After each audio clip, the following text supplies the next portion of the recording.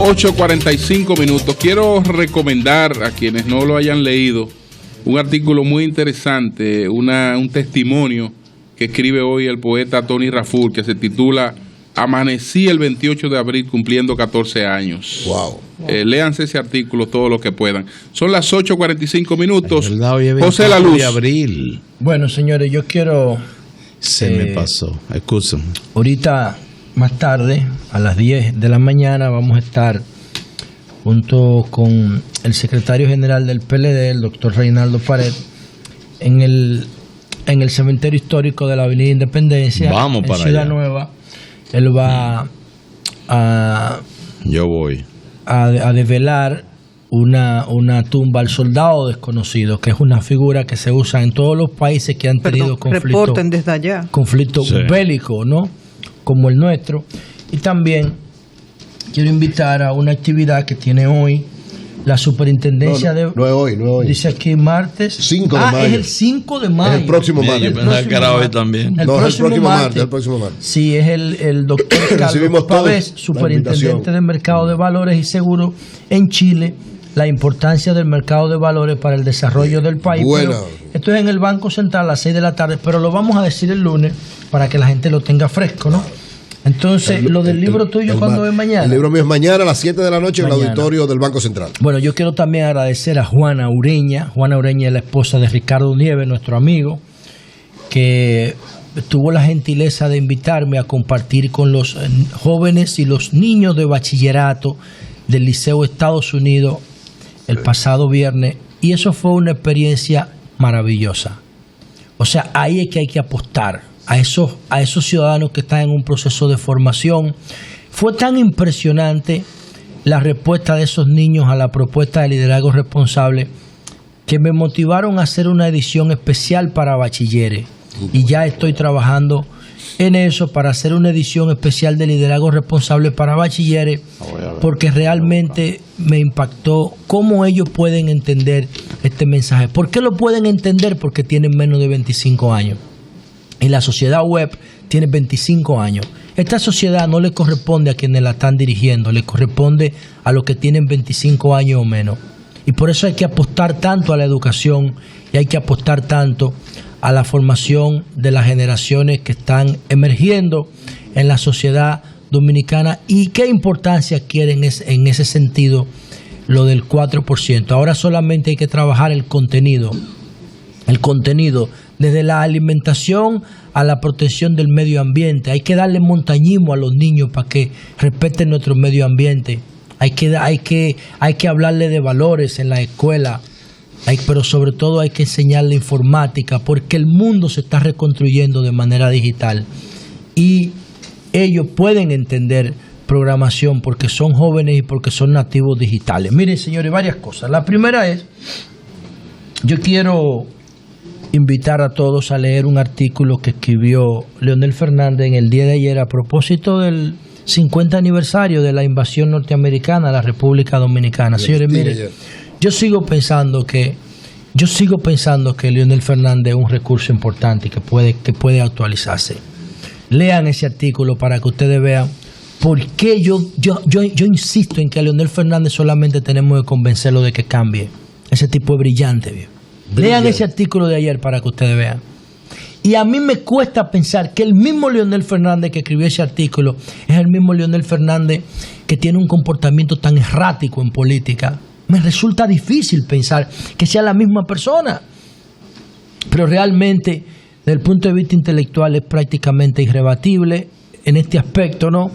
Y si pudiera coherenciar lo que dice en ese artículo con la práctica de su gobierno, porque entonces en la práctica del gobierno se distancia totalmente de lo que escribe y ahí vienen las contradicciones, pero el potencial está ahí, solamente hay que hacerlo, que mirar otros paradigmas que están surgiendo en el mundo hoy día. Yo les invito a leer ese artículo porque en función de ese artículo quiero decir algunas cosas. Primero, el tema de Julio, que dice que estaba hablando esta mañana del contexto histórico del derrocamiento de Bosch y lo comparaba con el tema de Jesús la crucifixión y puso, ¿cuál otro ejemplo fue, Julio, que tú pusiste? El de la salida de Duarte hacia el exilio. El de la salida de Duarte hacia el exilio y el de la ocupación haitiana. Y el de Bosch, miren, señores, en este contexto yo sí creo, yo estoy totalmente de acuerdo con que el gobierno de Bosch generó un efecto de choque en la sociedad, porque esta era una sociedad rural y una sociedad acostumbrada a la dictadura, y Juan Bosch le aplicó una constitución de un país desarrollado. Y obviamente que tenía que tener un choque. Esa constitución era un aspiracional. Los que se estaban beneficiando del régimen trujillista no iban a aguantar una constitución donde todo el mundo era igual. En derecho eso era imposible. Entonces, pero hay que decir lo siguiente. Menos de un año después, ¿por qué esa revuelta no se inició inmediatamente? Porque Rafael Fernández Domínguez fue sacado para el exilio. El único que tuvo compromiso constante con Bosch antes de que lo derrocaran. Sí. Entonces fue sacado al exilio. Y entonces se empezó a generar un movimiento aquí conspirativo que tenía que formarse. Y un año y algunos meses después ya se estaba peleando. O sea, eso fue una cosa. Yo no creo que Juan Bosch tuviera un problema de popularidad, porque aquí me contaban los constitucionalistas el sábado, que aquí había venido México con un espectáculo artístico musical días antes del derrocamiento, y se produjo, creo que fue, no sé si fue en el Palacio de los Deportes o en qué establecimiento, había una gran actividad, una gran participación del pueblo, y Juan Bosch fue, creo que fue en el Estadio Quisqueya. El Palacio de Deportes no existía. En el Palacio, exacto, en el Estadio Quisqueya, y Juan Bosch fue, y en vez de subir al palco presidencial, Juan Bosch fue abajo. Ante la gente, a la masa. Y Juan Bosch le dijo a uno de sus colaboradores, un presidente así no lo tumban, porque no fue el pueblo que conspiró contra Juan Bosch, fueron los norteamericanos, la iglesia y los ricos. En YouTube hay un video muy interesante con análisis políticos de sociólogos y politólogos sobre el golpe de Estado a Hugo Chávez en el 2003, en abril, 11 de abril del 2003. Y es muy interesante, yo le invito a que ustedes lo busquen, es un reportaje de unos periodistas internacionales que hicieron toda una grabación. Y la conclusión de ese reportaje dura una hora y media. La conclusión de los analistas es que si dejan pasar más de una semana sin reaccionar como reaccionaron, Chávez no hubiese regresado al poder en Venezuela. Es que eso tiene otra lectura, porque el contexto, yo entiendo lo que tú dices, lo pudiéramos analizar, pero el contexto de lo de Chávez es totalmente distinto. Porque cuando a Chávez le dan el golpe de Estado, ya la Guerra Fría no existe, el muro de Berlín se había caído. Sí, pero a lo que me refiero es a la rapidez de la reacción. Los intereses norteamericanos ya eran otros. Hubiese sido en la Guerra Fría y lo matan de una vez. Sí. Pero ahora ya los intereses eran puramente económicos. De Fedecama y ese grupo de gánster. Lo que te quiero dejar dicho es que la rápida reacción de los grupos pro Chávez, de las fuerzas pro Chávez, fue lo que determinó que Chávez pudiera no solamente volver al poder, sino después de ahí fue que volvió con fuerza. Le pusieron un guardia a cuidarlo y Chávez era guardia. ¿Quién convenció a este país de que el gobierno de Juan Bosch era bueno y que habían perdido que habían perdido un gobierno bueno? Fue el triunvirato. Fueron los años del triunvirato y el gobierno del triunvirato, lo que la gente vivió con el triunvirato. Porque lo que vino fue peor. Fue lo que le llevó a pensar que el gobierno de Juan Bosch era bueno. El gobierno de Juan Bosch lo tumbaron y no hubo reacción. Es que la gente, no podía haber reacción de un pueblo con 30 años de dictadura en la costilla. No podía, porque no sabían, estaban desorientados, tenían 30 años de dictadura en la costilla.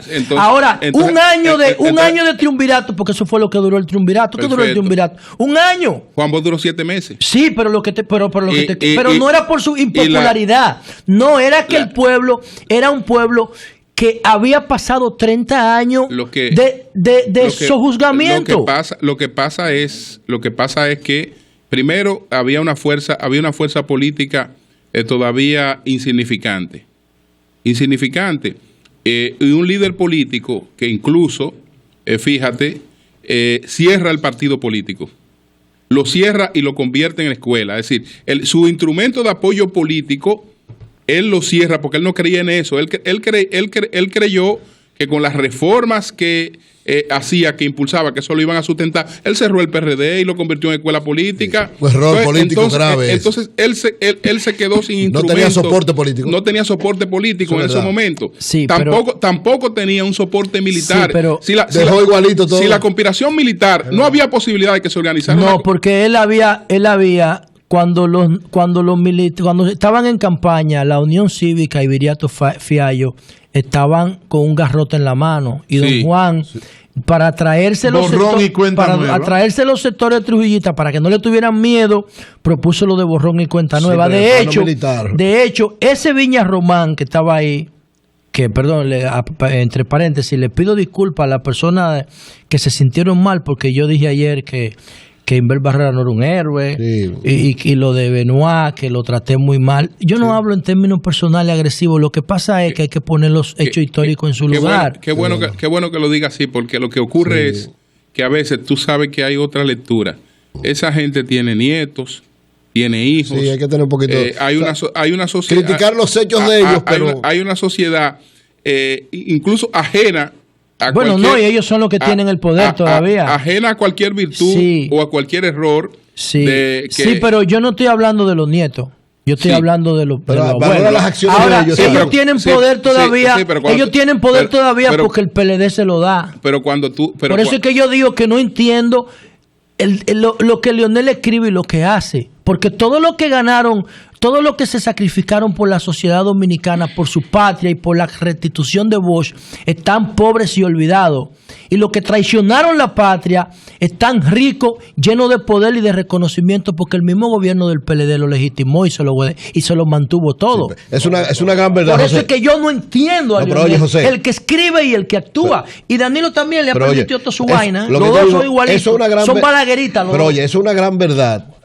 Que lamentablemente no solo con eso, sino es la historia, lamentablemente, de no valoración de los que de verdad han trabajado por la patria. Lo que te digo es que al evaluar las acciones de cada uno, evaluemos las acciones de ellos en función de la situación histórica. Pero eso fue lo que yo dije. Pero además, ni siquiera fui yo, eso fue un debate que se dio en la red, que dijeron que Inver no era héroe. Lo que te digo, hay gente que no cree así, y que incluso que es héroe de cuando Trujillo, pero que después no es héroe de otro. Pero yo quiero explicar lo siguiente. Ahora, lo que te iba a decir, lo que decía Julio, 2 errores importantes de Bosch que de alguna manera ayudaron al golpe. Primero, su fuerza política fundamental, el PRD, desarticularla. Y segundo, dejar la estructura militar igual. No, pero oye, él tenía un candidato. Un candidato que muere en Palmasola. Sí. Oye, busca otro que puede ser Fernández Domínguez. Fernández Domínguez era un muchacho, Eury. Bueno, alguien que Fernández Domínguez le recomendara. Pero lo que yo quiero decir es lo siguiente. Busquen la relación de lo que pasó aquí con Jacobo Arbenz en Guatemala. Que la Free Company la CIA lo tumbó, y la CIA lo tumbaron. Es el modelo. Por eso yo digo, si lo sacan del esquema de la Guerra Fría, no lo van a entender.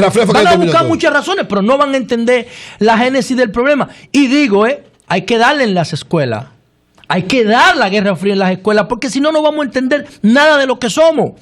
Y lo voy a explicar ahora mismo. Miren, no solamente Wessing y no solamente Inver Barrera o Benoit tenían compromisos con los gringos, porque se formaron con los gringos en la Escuela de las Américas o porque recibieron ayuda de los gringos. Porque la Escuela de las Américas, nosotros decimos en liderazgo responsable que hay 3 liderazgos que son fundacionales, determinantes para el éxito de la sociedad: la seguridad o los militares, la economía y la religión.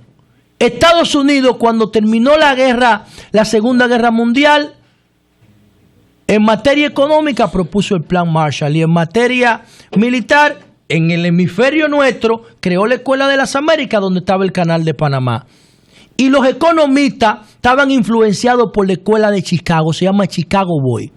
Y usted oye los economistas modernos de República Dominicana hablando y es repitiendo el discurso gringo, el adiestramiento que le dieron. No, los Chicago Boys se llamaron porque cuando fueron a Chile, entonces no empezaron con el modelo, sí, porque no es Chile, es Brasil, es Argentina, es República Dominicana, es México. Pero donde se destacó el modelo, donde se inició el modelo fue en Chile. Por una razón simple, por Pinochet. Después del derrocamiento de Allende. Por Pinochet, porque en Pinochet ellos tomaron el control de todo. Los Chicago Pero lo que Boys. les quiero decir es que los gringos adiestran en economía y adiestran en seguridad, porque esas son las áreas clave. De hecho, Camaño y el coronel Fernández Domingo fueron adiestrados por los norteamericanos en la escuela de Panamá. Los dos estudiaron ahí, pero ellos cambiaron. Ellos cambiaron. De repente asumieron ponerse del lado del bien, de la institucionalidad, del lado positivo de la historia, no del lado de la traición. Entonces, por un asunto que yo no entiendo y que seguiré estudiando hasta que lo pueda comprender, porque también los dos eran hijos de militares trujillistas. De hecho, ellos eran trujillistas, los dos. Los dos eran trujillistas y cambiaron de repente. Y fueron formados en los cuarteles trujillistas. Entonces, ahí hay algo que yo no comprendo. Pero ellos no estaban supuestos a cambiar, porque Estados Unidos tenía todo el control. Para eso es que lo forman. Por eso a Víctor y a mí nos llevaron a Washington hace 10 años, al NDI, para adiestrarnos, porque nos veían con posibilidades de algún día llegar a algo. Por eso es que yo digo que a los gringos no debemos odiarlos. Pero ¿quiénes no estaban? Debemos estudiarlo a los gringos. ¿Quiénes no estaban llamados a cambiar? Camaño y Fernández Domingo no estaban llamados a jugar el rol que jugaron. ¿Tú sabes qué pasó con Camaño y Fernández Domínguez? Bueno, ellos vienen de una tradición militar. Fueron educados en los cuarteles trujillistas. Entonces fueron en los cuarteles trujillistas. Trujillo no permitía el contacto con Estados Unidos. El único que podía tener contacto, el único que tenía contacto con Estados Unidos, no podía venir un jefe militar estadounidense a reunirse con soldados dominicanos. Eso con Trujillo no era posible. No tenían contacto. Escúchame, yo te estoy diciendo a ti que se formaron en la Escuela de las Américas de Panamá, en la Escuela del Crimen. Fernández Domínguez, Camaño, Wessing y Benoit. Y si no es así, me paro de aquí y no vuelvo más. Lo que te estoy diciendo, yo te estoy diciendo a ti que fueron adiestrados. Lo que pasa es que ellos cambiaron y los otros no. Sí, pero están formados en la concesión de un ejército nacionalista. No, de una fuerza están formados nacionalista. Sí, pero por claro, eso, porque la doctrina de seguridad nacional. Pero por eso Camaño, Camaño no reacciona así. Porque fuera antiimperialista, ni porque fuera comunista. Camaño reacciona así cuando el nacionalismo le entra por la sangre, cuando ve el nacionalismo ofendido, es que reacciona como reaccionó. En el caso Fernández Domínguez, esa era la tradición. En el caso Fernández Domínguez es diferente, Julio. Fernández Domínguez es el primero Desde antes de que derrocara a Bosch. Desde que va a subir Bosch. Claro. Él tiene esa concepción democrática y amplia, claro. Desde el 59, desde la invasión del 59. Es el articulador de ese movimiento. Claro. Él es el que convence a Camaño. Él es el que convence a Camaño. Él es el que le dice, tú tienes que meterte porque tú eres un hombre serio, le dice. Claro, él es el que convence a Camaño. Y por eso yo publicaba en Twitter que yo no entiendo cómo Fernández Domínguez cambió. ¿Dónde cambió? ¿Por qué cambió? Él dice que él estudió la información que nos da Arlete. No, él fue a las Américas para estudiar tecnología. Él no fue a estudiar adiestramiento. Exacto. Pero él hizo cursos de tecnología y de geografía computacional. El proceso de liberación de América Latina y eso me impactó. Sin embargo, qué bueno que ustedes me están dando más tiempo para yo explicar mis cosas. Sin embargo, son las 9:03 minutos para que concluya con tu cosa. Yo no podía hablar. Vamos a dejarlo que termine, entonces termina. Bueno, entonces yo quiero decir lo siguiente. Hay que poner todo esto en el contexto de la guerra histórica, de la Guerra Fría, pero hay que estudiar a los norteamericanos. No perdamos tiempo odiando lo que no tiene sentido. No perdamos tiempo alabando lo que no tiene sentido. Vamos a ponernos a estudiarlos. Esa cumbre de Panamá, un presidente, el nuestro, Danilo Medina, conmemorándose los 50 años de la revolución de abril, debió pararse y decirle, presidente Obama, usted sabe que ustedes tenían aquí una escuela del crimen. Y usted no tiene que ver generacionalmente con eso, pero el sistema lo justifica todo. Ahora se la llevaron para Atlanta y ahí se siguen formando los militares norteamericanos. Creo que se llama ahora Fort Benning, en Atlanta, Georgia. Desde aquí salieron todos los golpistas de Panamá. Ahora hay un hotel ahí. Alguien debió decírselo a Obama para poner fresco en la memoria la causa fundamental del golpe de Estado a Bosch. La causa fundamental del golpe. Y que Leonel lo escribe en un artículo ayer, pero cuando fue el presidente se olvida de esas cosas cuando llegan al gobierno. Entonces eso hay que ponerlo en perspectiva. Con relación a lo que dijo María Elena, que tiene que ver con esto, que a ella no le gusta que yo diga que esto es un disparate con cédula bruta. Bueno, ¿por qué yo digo eso, señores? Si ustedes tienen cáncer y ustedes van al médico, el médico no le puede decir que usted tiene gripe, porque usted se descuida en el tratamiento. Hay que decirle que usted tiene cáncer. Esta sociedad tiene cáncer. Yo digo que tiene cáncer. ¿Pero por qué? Cuando yo salgo de aquí, yo no me meto en una burbuja ni en un spa. Yo nunca en mi vida he ido a un spa y nunca en mi vida me he dado un masaje. Eso no es un pecado. No, yo no estoy hablando de que sea un pecado, es para yo entender mi realidad. Entonces yo vivo mi realidad, yo sé lo que está pasando en el barrio. Claro. Yo sé lo que está pasando en el barrio, donde no existen los spas ni los masajes. Busquen la página 21 del Diario Libre, búsquenla. ¿O no? Busquen la página del Diario Libre, la 21. Ok. Entonces la página del Diario Libre dice que el domingo, en la 6 de noviembre, murieron 2 jóvenes más en carrera de motores. ¿Cuántas veces lo hemos dicho aquí, lo de la carrera de los motores? Pero antes de eso, en diciembre, murieron 2 más y en octubre más. Pero esa carrera de motores solamente son jóvenes corriendo motores. No. Señores, yo tengo videos donde se están apostando 200,000 pesos y 600,000 y 100,000 y 200,000. Entonces, esos jóvenes que compiten en motores son súper talentosos y los mecánicos que lo acompañan también. Pero por la pobreza en que viven no pueden expresar su talento formalmente. Tienen que hacerlo arriesgando su vida. Pero no solamente su vida, sino la de los demás. Que es lo más peligroso de todo. Que el Estado Dominicano tiene que formalizar eso. Entonces, ustedes van al barrio. ¿Y cuáles son las instituciones que determinan lo que pasa en el barrio? ¿Ustedes creen que es el gobierno? El gobierno va cuando hay una crisis al barrio. Las instituciones que determinan lo que pasa en el barrio son los puntos de droga y la banca de lotería y los colmadones y los DRIN. Esas son las instituciones del barrio. Por eso yo digo que nuestra sociedad tiene cáncer. ¿A ustedes no les gusta? Vamos para allá. Vamos para allá a hacer lo que hicimos en el Pentágono, cerca de la cañada de Guajimía. Para que ustedes vean por qué yo digo esto. Porque se nos está dañando nuestra sociedad. Eso de la carrera se está arraigando, se está enraizando igual que los puntos de droga, ¿eh? Y cada vez que se enraiga, que cogen más raíces, cada vez que se afincan más en la sociedad, va a ser más difícil de desterrarlo. Esa del domingo fue en el peaje que sucedió. Y en el peaje no hay militares. Muchísimo. ¿Y por qué no lo detienen? ¿Y por qué no lo prohíben? ¿Y por qué no lo previenen? Porque yo estoy diciendo que las apuestas son de 200,000 y de 300,000. Yo tengo videos donde los participantes dicen, ¿ya le diste lo suyo a la policía? Sí. Hasta ahí, están ahí. Están ahí, en YouTube, búsquenlo.